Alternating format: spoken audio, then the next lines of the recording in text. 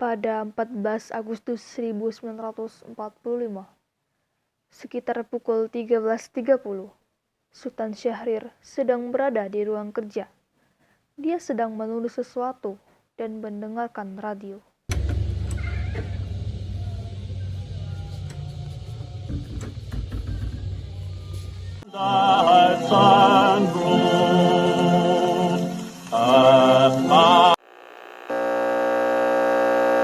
Of Japan and the Japanese government and the Japanese Imperial General Headquarters.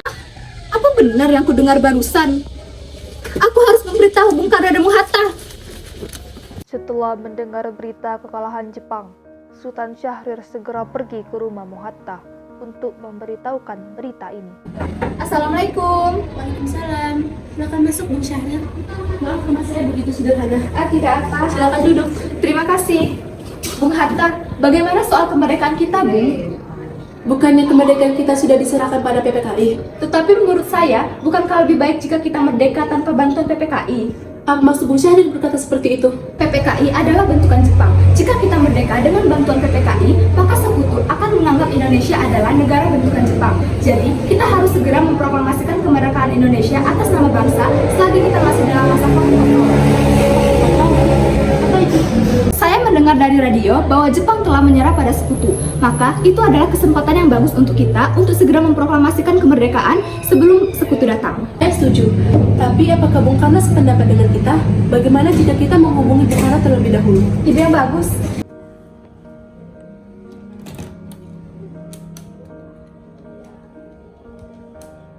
Assalamualaikum. Waalaikumsalam. Ada apa, Bung Hatta? Apakah saya dan Syahrir boleh datang ke rumah Bung Karno guna membahas kemerdekaan kita? Tentu saja, saya sudah tunggu kedatangan Anda. Terima kasih. Wassalamualaikum. Waalaikumsalam. Ayo kita berangkat. Mari. Sultan Syahrir dan Bung Hatta menemui Soekarno di rumahnya untuk memberitahukan tentang kekalahan Jepang.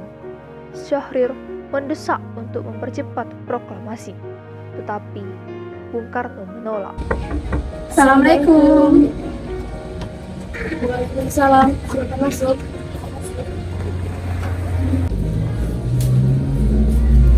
Silakan duduk. Terima kasih.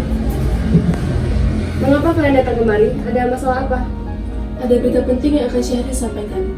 Berita apakah itu, Syahrir? Saya mendengar kabar bahwa Jepang telah menyerah pada sekutu. Bagaimana jika kita memanfaatkan kesempatan ini untuk segera memproklamasikan kemerdekaan agar Indonesia memiliki kepemimpinan yang baru? Saya tidak berhak untuk bertindak sendiri, karena itu hak PPKI.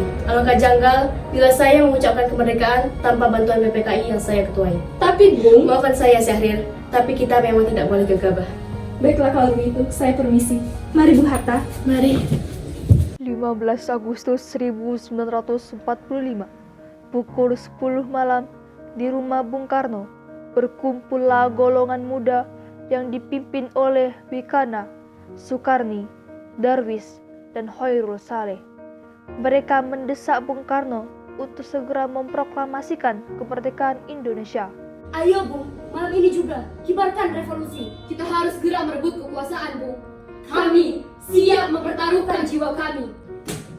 Jika Bung Karno tidak bertindak cepat, maka akan ada pertumpahan darah dan pembunuhan besar-besaran esok hari. Potonglah leherku sekarang, tak usah menunggu sorry. Sudahlah, tak ada gunanya kalian bertengkar seperti ini.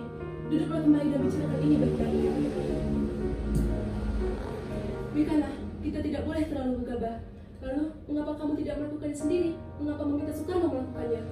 Saya hanya mengingatkan, Bung, jika kemerdekaan Indonesia tidak dilaksanakan malam ini, besok rakyat akan membunuh orang-orang yang dicurigai sebagai pro Belanda, seperti orang-orang Ambon. Karena benar, Bu. Lagi pula, mengapa kita harus menunggu Jepang untuk memerdekakan kita, jika kita bisa mewujudkan kemerdekaan kita sendiri? Kekuatan kita tidak sebanding dengan kekuatan Jepang dan sekutu. Kita tidak dapat bertahan sendiri setelah merdeka tanpa mereka. Saya yakin kita bisa, Bu. Kita bisa. Benar, Bu. Kita harus segera melaksanakan proklamasi. Benar, Bu. Cepatlah. Malam ini, Bu. Malam ini. Tenang. Ini sudah malam. Tak baik Anda semua membuat keributan seperti ini. Saya tahu perasaan saudara-saudara. Tapi saya tidak dapat mengabulkan permintaan saudara.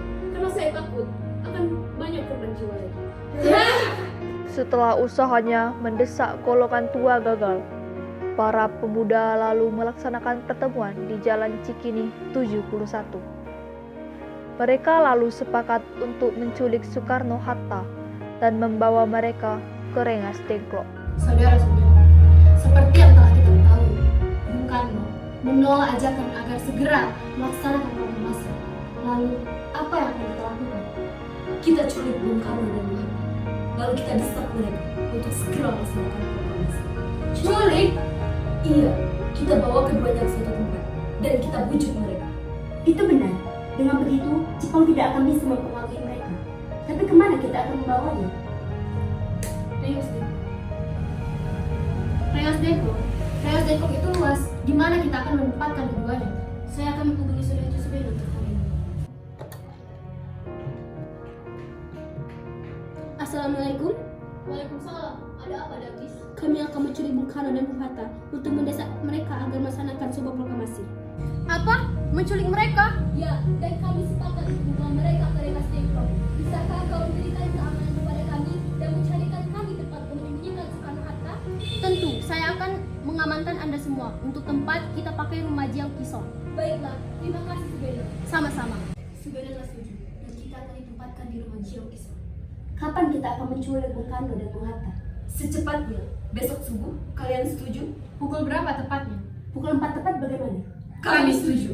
Keesokan harinya, 16 Agustus 1945, pukul 4, rombongan pemuda menculik Bung Hatta untuk dibawa ke Rengas Dengklok tanpa sepengetahuan golongan tua. Assalamualaikum. Waalaikumsalam. Mari Bung Hatta harus ikut kami. Mau dibawa kemana aku? Lagi pula, mengapa kita harus pergi? Rengas Dengklok. Ini sudah menjadi keputusan para pemuda. Selain itu, besok rakyat akan menyerbu kota. Apa yang kamu bicarakan? Jika itu benar, kita tidak bisa melawan karena tentara Jepang Jawa masih utuh. Ini sudah jadi keputusan kami, Bung, dan Anda harus tetap ikut kami ke Rengas Dengklok. Ini demi kebaikan Anda, Bung. Ayolah, Bung, waktumu hampir habis. Baiklah. Rombongan pemuda juga menculik Soekarno. Soekarno bersedia ikut dengan rombongan pemuda ke Rengas Dengklok jika anak dan istrinya diajak pula. Bung Karno! Bung Karno! Ya, ada apa? Anda harus ikut kami ke Rengas Dengklok. Untuk apa aku ikut dengan kalian? Ini sudah jadi kesepakatan para pemuda, Bung. Kami akan membawa Anda dan Bung Hatta ke Rengas Dengklok. Tak sadarkah kalian, aku memiliki istri dan anak yang masih kecil. Bagaimana dengan mereka? Ada apa ini, Kang Mas? Mengapa banyak orang guntur ketakutan mendengar suara kalian? Nimas, pemuda-pemuda ini ingin membawaku ke Rengas Dengklok. Untuk apa, Kang Mas? Untuk menjauhkan Bung Karno dan Bung Hatta dari pengaruh Jepang, Bu. Lalu bagaimana denganku dan Guntur? Kalian akan meninggalkan kami? Benar, aku tidak ingin berpisah dari istri dan anakku. Jika kalian membawaku, maka kalian juga harus membawa mereka. Baiklah, kami akan membawa Anda dan anak istri Anda. Tetapi kita harus pergi sekarang. Baiklah. Rombongan pemuda yang membawa Soekarno dan Hatta tiba di Rengas Dengklok. Bung Hatta telah sampai terlebih dahulu sebelum Bung Karno. Keduanya dibawa ke sebuah ruangan di dalam rumah Jiang Kisong.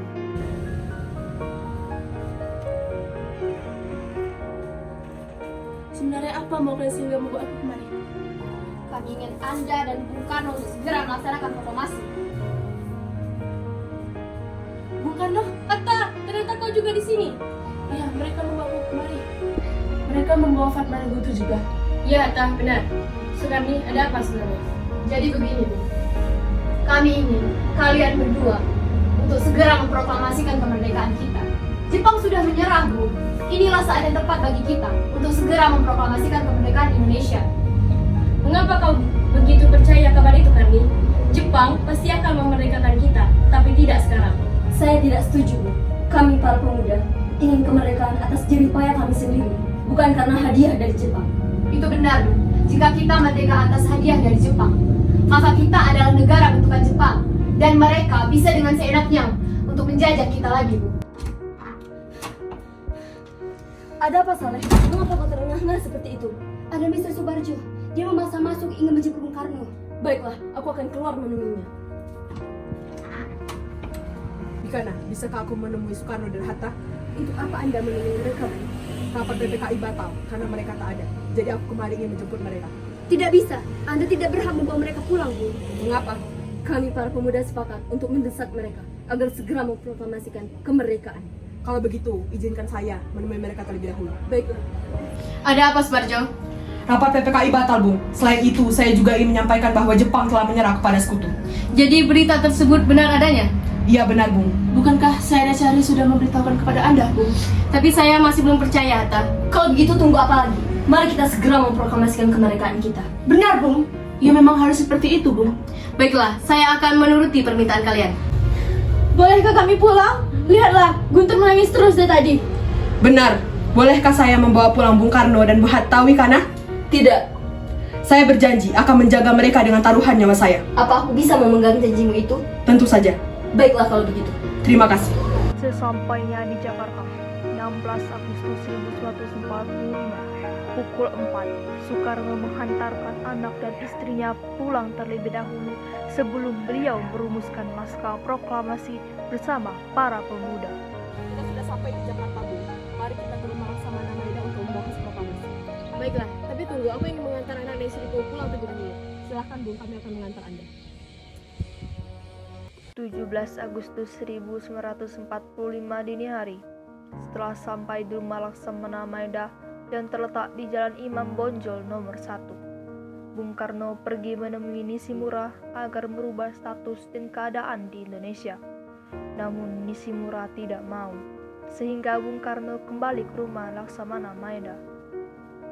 Di ruang makan dalam rumah Laksamana Maeda, berkumpullah Insinyur Soekarno, Dr. S. Mohatta, Ahmad Subarjo, Soekarni, Sayuti Melik, dan Beandia untuk merumuskan naskah proklamasi. Saudara-saudara, bagaimana bunyi naskah proklamasi kita? Kami bangsa Indonesia dengan ini menyatakan kemerdekaan Indonesia. Baik, sudah saya tulis. Lanjutannya, Bung. Hal-hal mengenai pemindahan kekuasaan dan lain-lain dilaksanakan dengan cara saksana dan dalam tempo yang sesingkat-singkatnya. Jakarta, 17 Agustus 1945. Wakil Bangsa Indonesia. Ya, sudah selesai. Apakah Anda semua setuju? Setuju. Lalu siapa yang akan menandatangani naskah ini? Bagaimana kalau naskah ini ditandatangani oleh semua yang hadir? Saya rasa jangan, terlalu banyak. Bagaimana jika Bung Karno dan Bung Hatta saja yang menandatanganinya atas nama bangsa Indonesia? Setuju. Sayuti, tolong kau ketikkan naskah proklamasi ini. Kapan kita akan melaksanakan proklamasi? Menurut saya, tanggal 17 adalah tanggal baik. Sebagaimana Al-Quran diturunkan pada tanggal 17. Dan dalam sehari semalam, umat muslim mengerjakan sholat sebanyak 17 rakaat. Jadi, bagaimana kalau hari ini? Jumat Legi, tanggal 17 Agustus. Setuju, Bung. Lebih cepat, lebih baik. Pukul berapa tepatnya kita akan melaksanakan? Pukul 10 tepat? Bagaimana? Setuju. Saya akan menyuruh Fatma untuk menjahit bendera merah putih. Tolong siapkan tiangnya. Baik, Bu. Tapi di mana kita akan melaksanakannya? Di rumah Bung Karno. Setuju. Ini naskahnya, Bung. Silakan ditandatangani. Baiklah.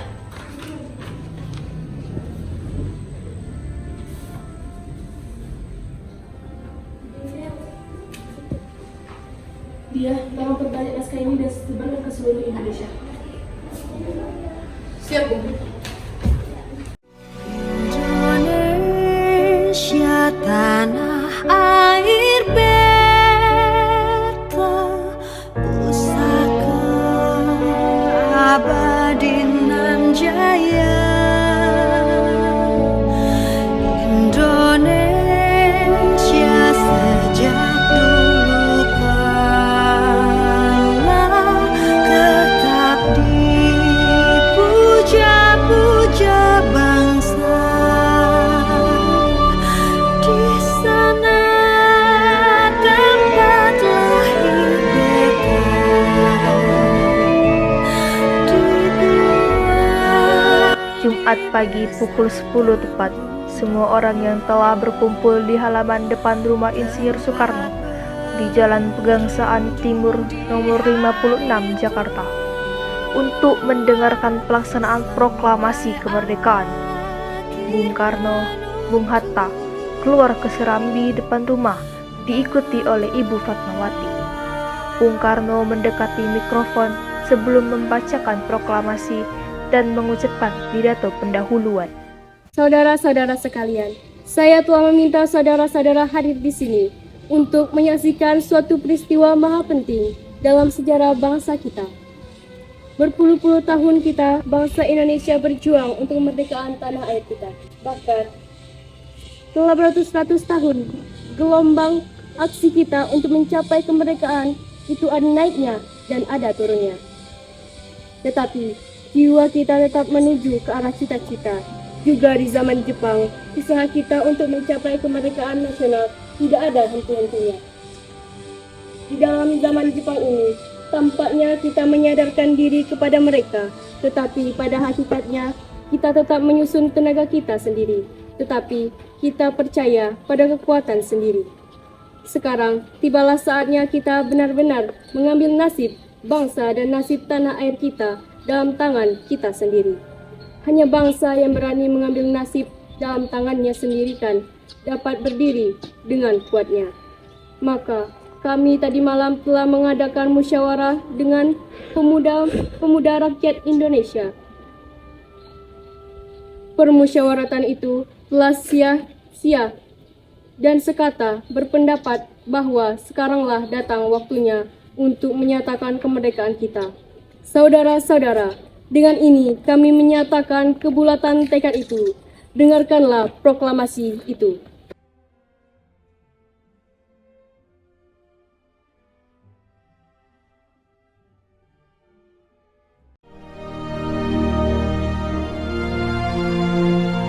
Proklamasi. Kami, bangsa Indonesia, dengan ini menyatakan kemerdekaan Indonesia. Hal-hal yang mengenai pemindahan kekuasaan dan lain-lain diselenggarakan dengan cara saksama dan dalam tempo yang sesingkat-singkatnya. Jakarta, 17 Agustus 1945, atas nama bangsa Indonesia, Soekarno Hatta.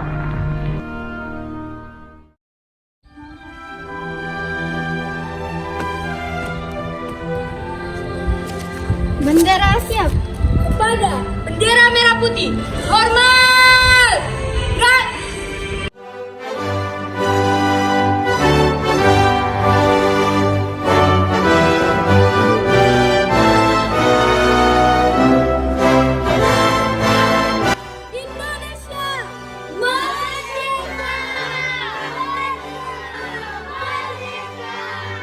Peristiwa proklamasi tak berlangsung lama. Peristiwa itu telah mengubah segala sendi kehidupan bangsa Indonesia. Peristiwa proklamasi kemerdekaan telah menjadi momentum puncak perjuangan bangsa Indonesia. Lika-liku permasalahan berujung pada akhir yang manis. Perbedaan pendapat menyatu menjadi suatu kekuatan yang padu. Bangsa yang satu, Indonesiaku. Oleh karena itu, kita sebagai generasi penerus bangsa harus berprestasi dalam rangka mengisi kemerdekaan, bukan malah menodainya. Kita harus bisa membalas budi para pejuang tanah air zaman dahulu dengan cara mempertahankan kemerdekaan.